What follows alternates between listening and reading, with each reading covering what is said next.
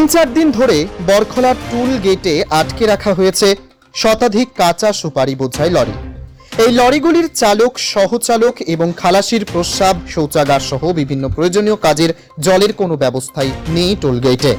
বৃহস্পতিবার এক খালাসি স্থানীয় এক বাড়ির পুকুরে জল আনতে গেলে তাকে মারপিট করা হয়।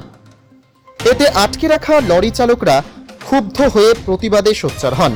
সুপারির সিন্ডিকেট থেকে নাম্বার না আসা পর্যন্ত বরখলা পুলিশ তাদেরকে ছাড় দিচ্ছে না বলে অভিযোগ করেন লরির চালকরা। তাদের দাবি, গাড়ি যখন আটকে রাখা হয়েছে তখন প্রস্রাব এবং শৌচাগার সহ জলের ব্যবস্থা করে দিতে হবে পুলিশকেই, না হলে তারা টোলের টাকা দেবেন না।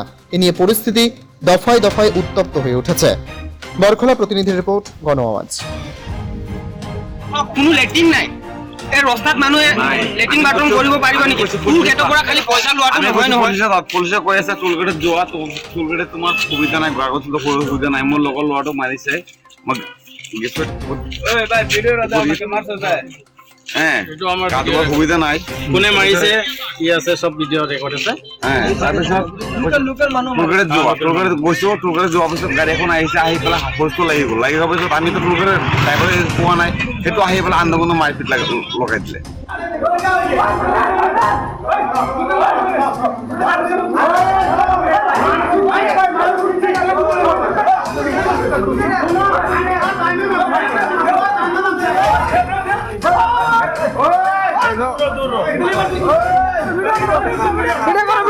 ভিডিও করো